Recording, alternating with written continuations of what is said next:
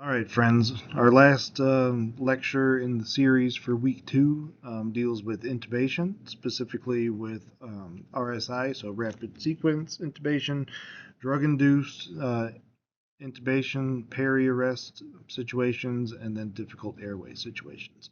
I'm going to try to make this one a little quicker since you're getting death by video PowerPoint.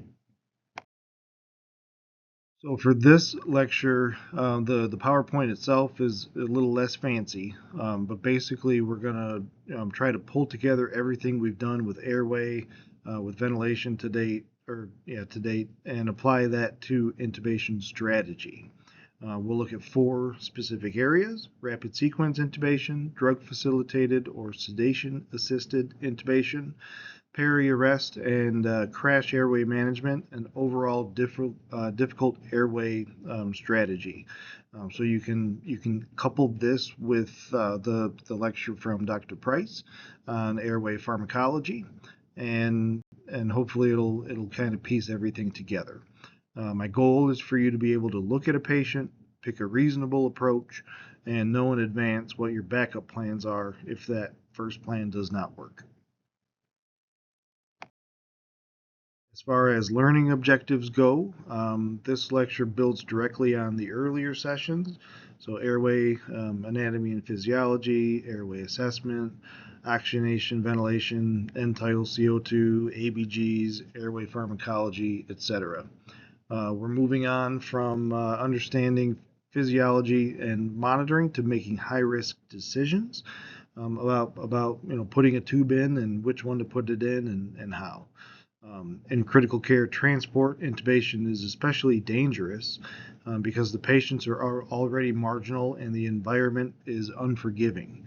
We're going to focus on preventing peri-intubation hypoxia, hypotension, and arrest, not just getting the tube. Learning objectives are first describing when an RSI is appropriate, how to prepare, and what standard phases look like. Second, we'll explain how drug-facilitated or sedation-assisted intubation differs from RSI and when it might be considered. Third, we'll outline how airway strategy changes in peri-arrest or crash situations where circulation is collapsing or absent. And then finally, we'll recognize both anatomic and physiologic difficult airways and build a clear A, B, and C plan for you before you start.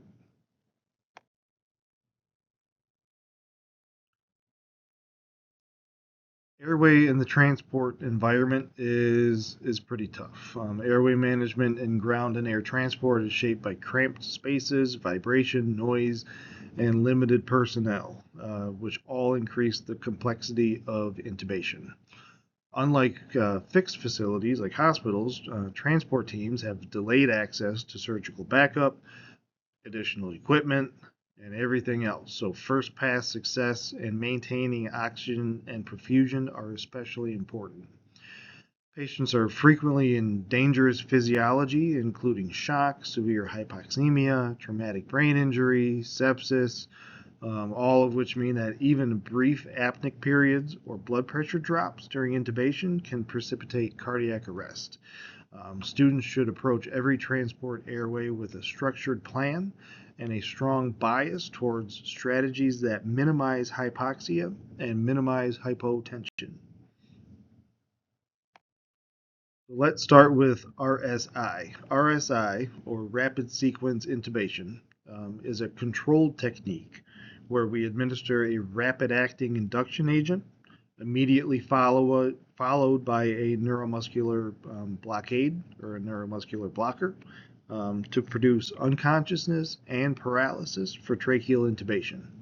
The goal is to secure a definitive airway quickly while minimizing the time the patient is at risk for vomiting and aspiration, often limited bag mask ventilation unless desaturation forces us to intervene. In many emergency settings, RSI is considered the standard for managing non-difficult but high-risk airways, especially when patients have full stomachs or are at high aspiration risk. Critical care transport providers must master RSI because It is a common pathway to airway control for severely ill or injured patients in transit. Indications for rapid sequence intubation include patients who can't maintain or protect their airway due to any number of things. So, decreased consciousness, severe head injury, copious secretions, and patients in general who are failing oxygenation and ventilation efforts despite any non invasive measure that we have. It's also appropriate when we anticipate rapid clinical deterioration, such as in severe sepsis, major trauma, or worsening neurologic status, where earlier controlled intubation is safer than waiting for a crash airway. Another major indication is a high aspiration risk, including a full stomach, trauma patients, a GI hemorrhage, bowel obstruction, all of those types of things where rapid coordinated drug assisted intubation with minimal bagging is favored. Emphasis on in transport. These indications are often present simultaneously, making RSI a frequent and a high stakes procedure. In terms of contraindications and or cautions with respect to rapid sequence intubation, absolute and relative contraindications to RSI center on situations where you fear that once the patient is paralyzed, you won't be able to oxygenate them with a mask or a supraglottic device like an iGel or a surgical airway. This includes a massive upper airway obstruction from tumors, angioedema, or even significant facial trauma, where the anatomy is distorted and the mask or the supraglottic ventilation device may be impossible. RSI is also inappropriate if the team lacks a viable backup strategy, such as an iGel airway or the ability to perform, a front of neck access for a cricothyrotomy. In those cases, awake or minimally sedated intubation strategies that preserve spontaneous breathing may be safer. The RSI sequence. So rapid sequence intubation is best thought of as a structured sequence rather than a single drug push. Preparation includes assigning team roles, checking equipment, verifying drug doses, and defining Plan A, which is primary intubation, Plan B, a backup mode of ventilation like an iGel airway or any other supraglottic airway, and Plan C, that would be your emergency cric. Pre-oxygenation and hemodynamic optimization are critical to build oxygen and blood pressure reserves before apnea sets in. After a clear final check, induction and paralysis are administered, followed by a laryngoscopy and tube placement. Confirmation, of course, with waveform capnography, and then transitioning to a post-intubation level of sedation, analgesia, and ventilator management. Breaking these down for RSI, pre-oxygenation and apneic oxygenation. So pre-oxygenation replaces nitrogen in the lungs with oxygen, creating a reservoir that prolongs the safe apnea time during intubation. Ideally, we would provide 3 to 5 minutes of high flow or high flow rate oxygen via a non-rebreather or a bag valve mask with PEEP when tolerated. In severely hypoxemic patients, non-invasive ventilation or bag valve mask ventilation with tight seals and PEEP may be required to achieve adequate saturations. Nasal cannula left in place during laryngoscopy can provide apneic oxygenation, although not great, further slowing desaturation, particularly in patients of size or shunt physiology patients. This is a high yield safety maneuver that's simple but often overlooked in emergency situations. I'm not going to spend a lot of time on the medications because you'll get duplicates with Dr. Price's lecture, but just to kind of keep things consistent with flow for what we're doing here, let's talk about some of the induction agents. So let's start with etomidate. So etomidate offers rapid onset with relatively minimal hemodynamic effect, which is good, making it historically popular for hemodynamically unstable patients, although concerns about adrenal suppression and sepsis persist. And ketamine provides dissociation, tends to preserve blood pressure, and it offers some bronchodilation effects, so some bronchodilatory effects, making it attractive in patients who have asthma or shock or trauma. Though in catecholamine depleted patients, its hemodynamic profile might be less predictable. That may be a little over the top. Propofol. Propofol is a powerful induction agent with rapid onset and short duration. It causes vasodilation, so vasopressor, and myocardial depression. So it depresses the heart as well. Propofol then is often a poor choice for patients who are already hypotensive or unstable. So you should learn to match the induction agent to the patient's physiology rather than defaulting to one med for all cases. In terms of your NMBAs or your neuromuscular blocking agents, you've got a couple of different options, which you likely already know very well. You've got your polarizing and your non-depolarizing NMBAs. Often the go-to is succinylcholine. So succinylcholine is great when indicated. So SUX or succinylcholine is very rapid in taking effect, and the duration is very short, usually like 15 minutes. And unlike the other NMBAs, there is not a reversal agent for succinylcholine. Otherwise, neostigmine can reverse other NMBAs, ROC, PANC, VEC, things like that. But succinylcholine is you're on your own when you push it. Succinylcholine itself produces a profound paralysis within seconds and wears off relatively quickly within minutes, which is useful when the airway is expected to be straightforward.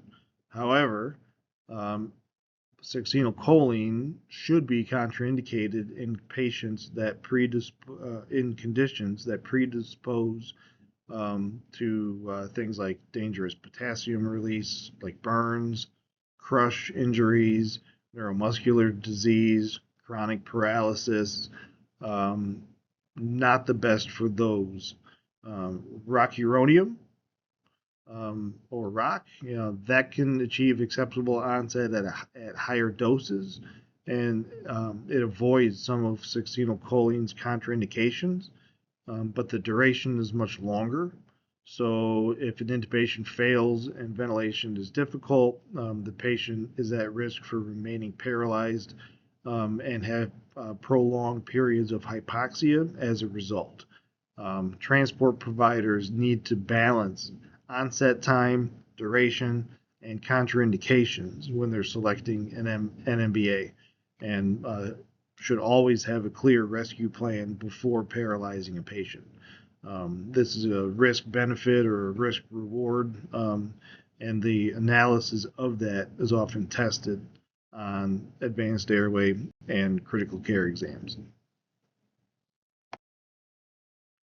So pre-treatment for rapid sequence intubation. Historically, the pre-treatment regimens for RSI included drugs like fentanyl, to blunt sympathetic surges in head-injured or aortic patients, lidocaine to reduce airway reflexes and intracranial pressure, or ICP, and small, what they call defasciculating doses of non-depolarizing NMBAs before succinylcholine. Current practice patterns are more streamlined, with many systems relying primarily on fentanyl when there's a concern about tachycardia or hypertension worsening, um, any kind of aortic, heart, or intracranial brain pathology. Atropine pretreatment has largely narrowed to specific pediatric contexts where bradycardia risk is high. Um, it's important to understand the rationale behind the pretreatment, but also be aware that evidence is mixed and local protocols may simplify or omit, some elements. So when in doubt, always go with where you're at and what you're told. Rapid sequence intubation in dangerous physiology or super sick patients. So whenever you're managing RSI in dangerous physiology, the standard sequence often needs modification. In shock, pre-intubation fluid resuscitation and vasopressors may be necessary. Induction doses should be reduced, and ketamine is often preferred for its relatively favorable hemodynamic profile.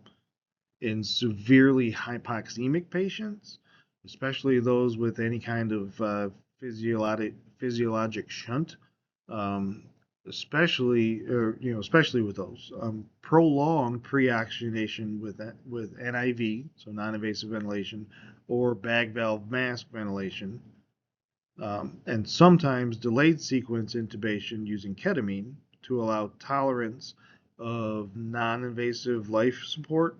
Sometimes those things can be life-saving. In profound metabolic acidosis, so diabetic ketoacidosis, lactic acidosis, things along those lines, you've got to avoid long periods of apnea in these patients because abrupt cessation of compensatory hyperventilation can precipitate cardiac arrest. This may require careful timing, um, uh, rapid laryngoscopy, and immediate restoration of ventilation. Let's do a quick case discussion for you to think about. So here's an RSI case discussion. You've got a patient in septic shock with refractory hypoxemia. And if you don't know what that means, that's when your PaO2, so the partial pressure of arterial oxygen on the blood gas, when that value is less than the FiO2 that is being delivered, that is refractory hypoxemia, and that can only be corrected with increased PEEP, not oxygen. So let's see, we've got a septic shock patient with refractory hypoxemia and worsening work of breathing despite being on BiPAP. Clearly needs intubation before transport. Which induction agent, which paralytic agent, based on their hypotension, would you choose? Maybe ketamine with reduced dosing and a non-depolarizing paralytic like rocuronium if succinylcholine is contraindicated. Think about how you would describe um, the process for optimizing their blood pressure with fluids or vasopressors before you administer the induction agent. and thinking also about how you would maximize your pre-oxygenation using either non-invasive ventilation if they're hooked up to that, or apneic oxygenation. Should you bag them versus keep them on BiPAP? What's more influential and why? Um, Keeping in mind the airway, the hemodynamics, and the pharmacology.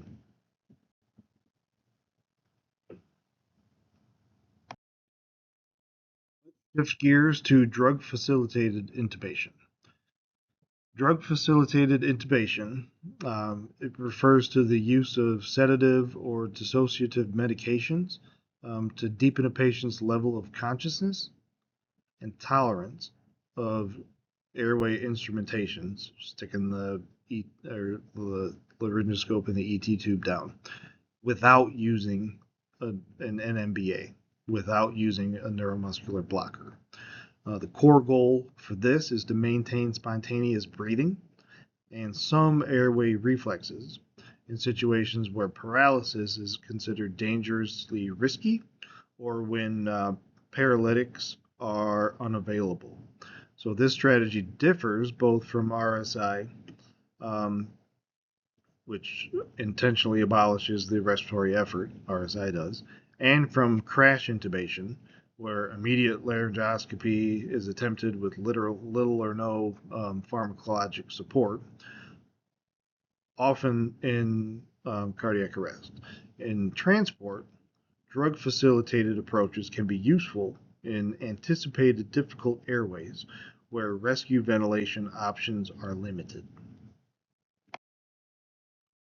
Drug facilitated intubation is often considered when airway assessment suggests significant difficulty with mask or supraglottic ventilation, making paralysis potentially catastrophic if intubation fails.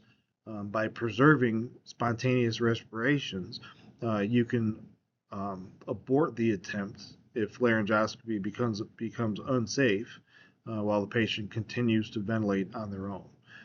It's also applicable when neuromuscular blockers are unavailable, strongly contraindicated, or outside of your scope of practice. Additionally, in patients who are agitated but not yet severely hypoxemic or hypercarbic, sedation or dissociation can allow more controlled laryngoscopy and positioning without fully paralyzing the patient. Common agents or drugs for drug facilitated intubation. Ketamine is a favored drug for this because it provides dissociation, often maintaining respiratory drive and airway reflexes while reducing agitation and discomfort. Some benzodiazepines, like midazolam, those can provide um, some amnesia, things like that, but they have a slower onset and their effects are less predictable when used alone for intubation. They've got greater risk for hypoventilation, especially if you combine those with opioids. Fentanyl is a commonly used adjunct for analgesia for this and to blunt the sympathetic responses, but it can also contribute to hypoventilation if doses are high or if they're combined with other sedatives. It's very important to be careful with the titration of these meds. Too little of the drug yields an unsafe or struggling patient, while too much of the drug can tip the patient into becoming apneic without the benefits of having a paralytic on board. Pros and cons, advantages and disadvantages of drug facilitated intubation. The main advantage of drug facilitated intubation is the preservation of spontaneous breathing, which can be a vital safety net when mask ventilation or igel ventilation are predicted to be difficult. It may be safer in resource-limited settings or during transport when your backup personnel and equipment are constrained. However, these benefits come with trade-offs. Trade-offs include less optimal intubating conditions, increased risk of coughing, gagging, and movement during the laryngoscopic process or the intubation process, and the potential for hypoventilation or airway obstruction if the sedation depth is not carefully controlled. You need to recognize that drug facilitated approaches require high situational awareness and frequent reassessment of the airway patency. Monitoring and support within drug facilitated intubation. When performing drug facilitated intubation, robust monitoring is non-negotiable. Like you have to monitor them closely. Monitor with your continuous pulse ox, with your ECG if you've got one of those available to hook up. Non-invasive blood pressure monitoring should be in place. Waveform capnography should also be used when you have it to assess ventilation. It's important to have some form of high flow oxygen ready with a bag valve mask and suction immediately accessible in the case that respiratory effort diminishes or there's an obstruction. You should also mentally prepare for two possible pivots. Escalation to RSI if conditions become unsafe, but rescue ventilation is feasible, or complete abandonment of the attempt with support of spontaneous breathing if airway control cannot be safely achieved. This dynamic decision making is commonly emphasized in your course exams and the placement test. Let's take a quick look at a case.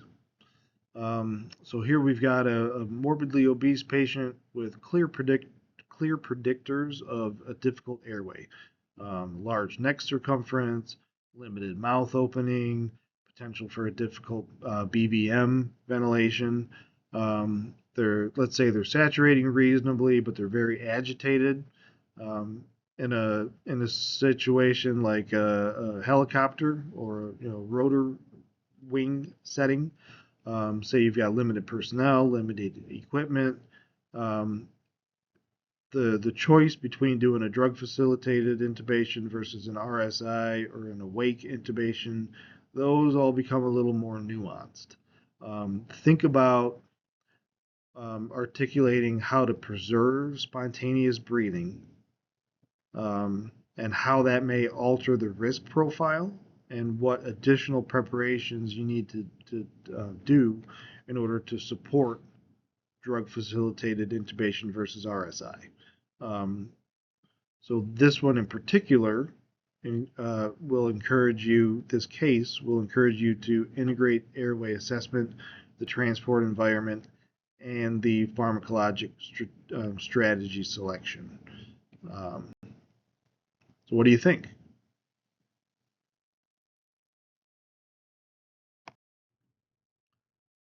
All right, let's move on to peri-arrest situations. So peri-arrest intubation refers to managing the airway in patients who are on the brink of cardiac arrest or who are already undergoing resuscitation.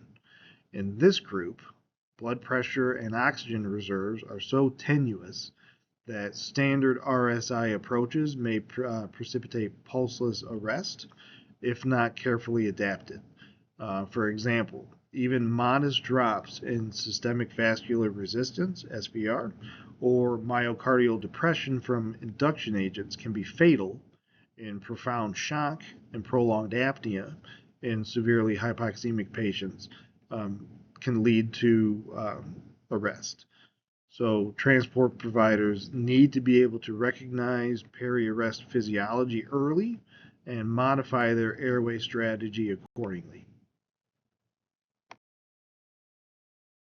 Key risks in peri-arrest intubation include a bunch of things. Precipitous hypotension or cardiac arrest caused by induction agent and positive pressure ventilation in a patient with minimal cardiovascular reserve. Rapid desaturation is common because these patients often start with very low oxygen saturations and poor FRC. FRC is functional residual capacity, or the amount of air left in the lungs on end exhalation. So even brief attempts at intubation can be dangerous. During ongoing CPR, intubation can interrupt chest compressions and defibrillation if it's not well coordinated, and that can harm outcomes. The chaotic environment of a resuscitation, especially in a transport environment, also increases the risk of having a misplaced or dislodged tube, making careful confirmation and continued monitoring very essential. How to optimize a patient before intubation when they present with um, assessment pieces that go along with a peri-arrest issue. Whenever time and patient condition permit, you should prioritize aggressive optimization before you go along with a peri-arrest intubation. This includes a bunch of things. So maximizing oxygenation using your bag valve mask with a PEEP valve. Could be non-invasive ventilation, could be a supraglottic airway like the iGel, even if only for a short period, to improve your oxygen saturations before the patient becomes apneic.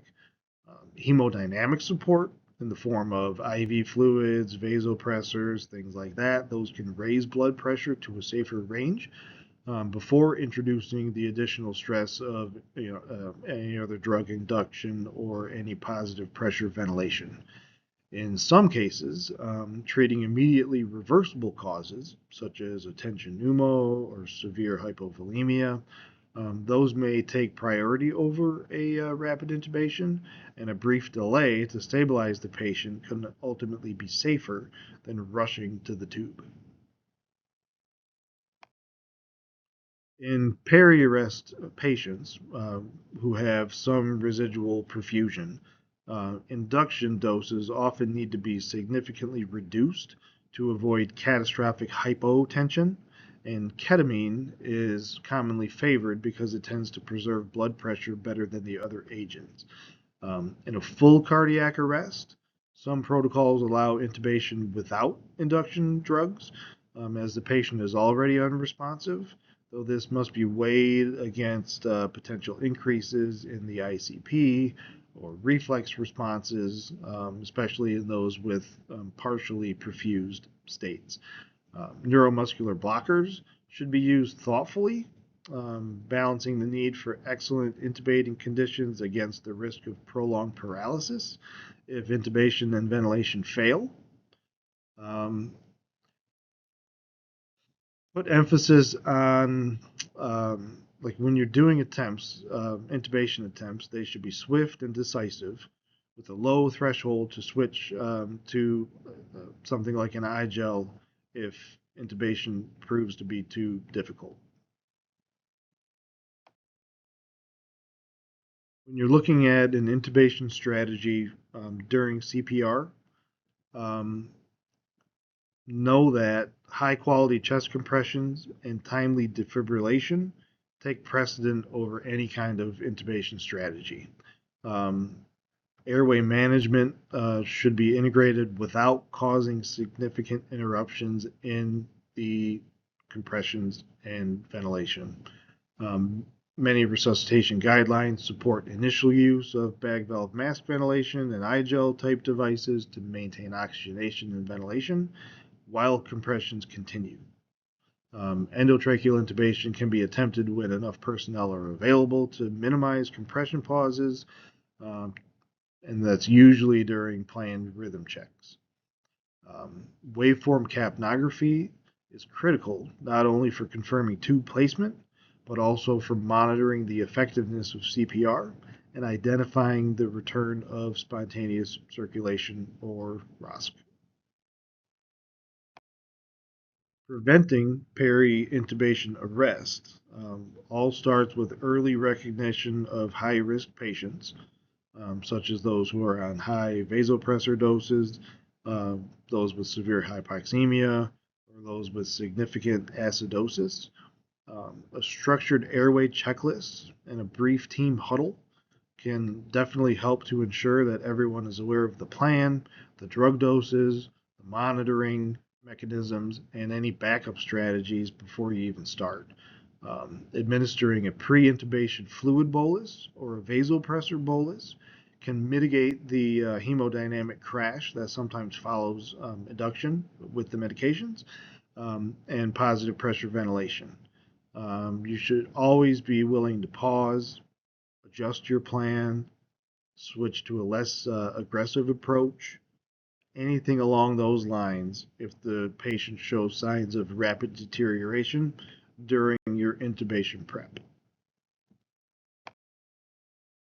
Let's take a look at a case for peri-arrest. So let's say we've got a patient in profound shock with a mean arterial pressure in the 40s, and they're on high dose vasopressors. And with all that, they are severely hypoxemic, despite using your bag valve mask just as you should.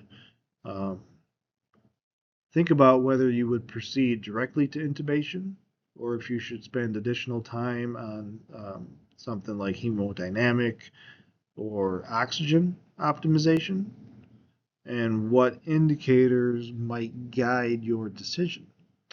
Um, think about what drug you would choose, like a reduced dose of ketamine. Think about which NMBA you might use. Think about what your plan B might be if intubation fails. Um,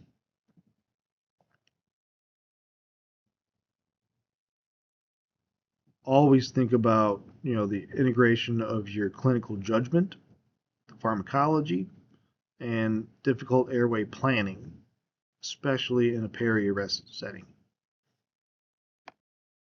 When we look at difficult airways, we mean much more than it's just hard to see the chords with your laryngoscope.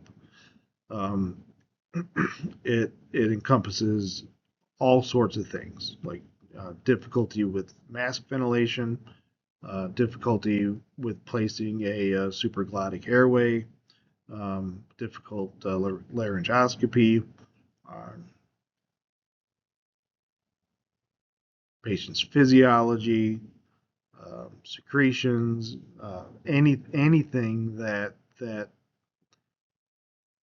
you can like visibly see that would cause intubating to be harder. Um, the American Surgical Association, critical care literature, all those things emphasize that difficulty can manifest at any of the stages in the patient's injury or disease process. And in transport patients, severe hypoxemia or shock adds considerable physiologic difficulty, even if the anatomy is normal. The transport environment itself, with limited space, bad lighting, um, limited equipment, all those things can further complicate airway management.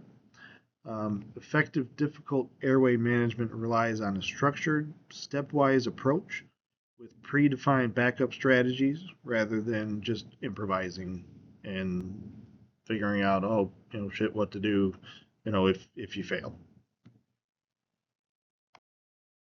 So how do you predict if you're going to have a difficult airway? Sometimes you can't, sometimes you can. Always start with a focused history. Prior difficult intubations, if they have known obstructive sleep apnea, head or neck tumors, if they've had radiation, all those things can signal an increased risk. Physical exam components include the Mallampati classification, mouth opening, um, the distance between the anatomical structures, whether or not they have good neck mobility, any kind of facial or neck anatomy that might be triggering. Um, the patient is a patient of size, if they've got any kind of genetic disorder, trisomy, Down syndrome, things like that, all things to look at. There are a lot of different scoring systems that help to quantify the risk. I'm not going to go through those though, and they really shouldn't substitute your clinical judgment, especially in the field when you're thinking on the fly and acting on the fly. In transport, the time might be short, but even a rapid structured assessment can really improve your planning and your outcomes for the patient. Other risk factors to make intubation difficult, um, or even mask ventilation, so bag valve mask ventilation. Um, More likely to be difficult in patients of size, patients with beards, or sunken in mouths or dentures, things like that. Uh, People with a history of loud snoring or OSA, techniques to optimize your bag valve mask ventilation in people who are difficult to ventilate. Um, if you can, use two hands to seal the mask and have somebody else squeeze the bag. I know that's not always going to be conducive in a transport environment. Um, Using an OPA or an NPA can also ease things for you. Applying PEEP to improve oxygenation. You can turn the PEEP up on the PEEP valve dial. PEEP can be your friend. Don't think of it as an enemy. Um, Early placement of a supraglottic airway like an I-gel can be life-saving. You can either use that as a bridge to intubation or just keep it in for the transport. Um, and anticipating difficulty with mask and supraglottic ventilation should really influence whether you do the RSI approach or whether you should do a different intubation strategy. Difficult laryngoscopy and intubation. So laryngoscopy is just putting the laryngoscope in the mouth to visualize the cords for inserting the tube. Difficult laryngoscopy is often encountered in patients with like a limited mouth opening. They've got a small jaw.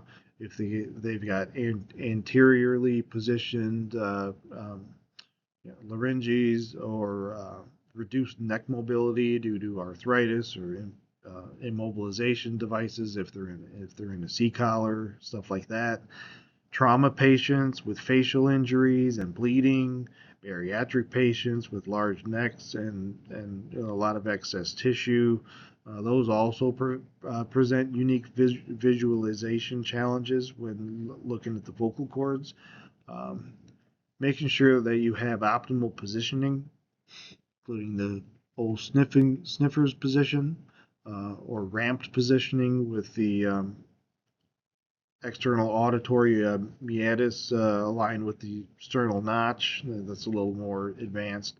Those can dramatically improve views as well, especially in obese patients. Either way, you've got to make sure that you're adept at creating the best possible positioning, even in constrained environments like on stretchers or in aircraft carriers. Not aircraft carriers, aircrafts, period. Sorry. Effective difficult airway management begins with explicit planning for plan A, plan B, plan C before any drugs are even given. Plan A might be a video laryngoscopy or a direct laryngoscopy, depending on the situation and the equipment that you have available. Plan B often involves a supraglottic or esophageal airway or an alternate laryngoscope or blade, while Plan C is usually just a cric. Um, so if you can't intubate, can't ventilate, and you cric them. Either way, you as a team should agree in advance on how many attempts or how much time you'll allow for each plan for intubation before moving to the next. That way you don't have significant delays, dangerous delays. Just a quick word on video versus direct laryngoscopy. So video laryngoscopy often provides a superior glottic visualization, especially in anatomically difficult airways, um, because you can move the eye, as they call it, closer to the vocal cords and get even an indirect view when it's not easily visible. Um, Video laryngoscopies, however, can be less effective when the airway is heavily contaminated with blood or secretions, and there's definitely a learning curve to those things, particularly in getting the tube to align with the glottic opening. Um, Direct laryngoscopy with the old-fashioned laryngoscope, that remains a fast and effective procedure, especially in those with experience, and may actually be more robust in some transport conditions, but it can offer a limited visualization for people with difficult anatomies. You should always understand the strengths and weaknesses of both approaches and do what is best, what's available for one, but what's best for the patient, what you're most comfortable with, and with the equipment and supplies that you have available. Quick note on supraglottic airways or esophageal airways, like your iGel, your King tube, your Combi tube, your LMA, and all the other things that they've had over time. Those supraglottic airway devices serve as both primary and rescue options in pre-hospital and transport airway management settings. They can be inserted quickly with relatively little training and are especially helpful when intubation fails or is not immediately feasible in arrest situations. Their limitations, of course, include reduced effectiveness at high airway pressures. So when we get into mechanical ventilation settings in a little bit, it's very difficult to properly ventilate somebody if they have a supraglottic airway in on a ventilator. Um,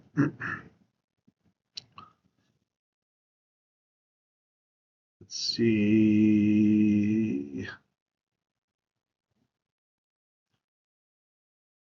Those also have higher aspiration risks compared with the cuffed endotracheal tube.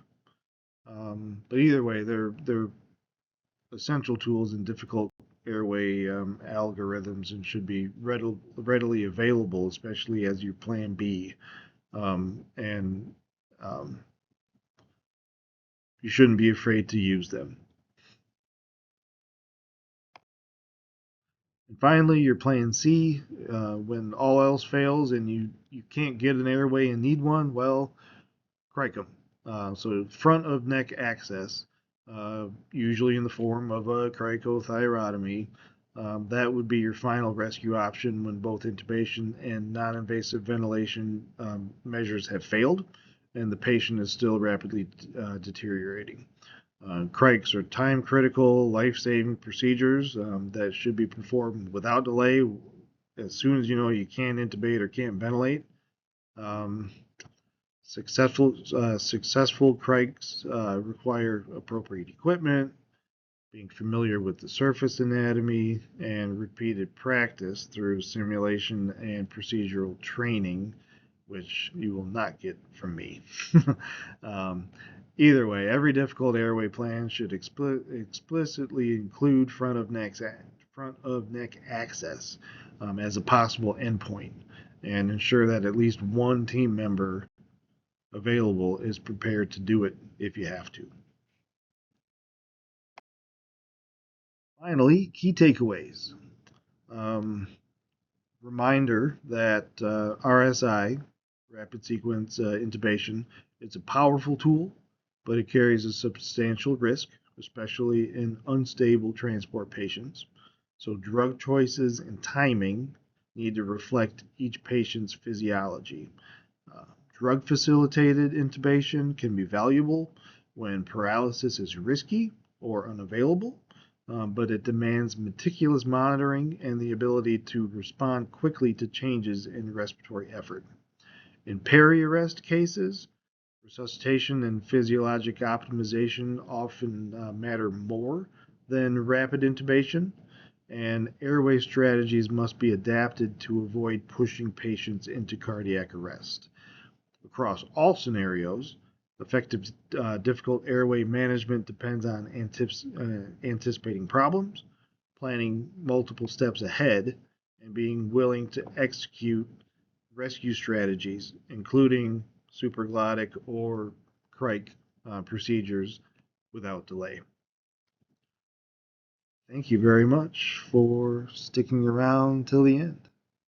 There will be, let's see, a 40 question quiz on all four of my PowerPoints.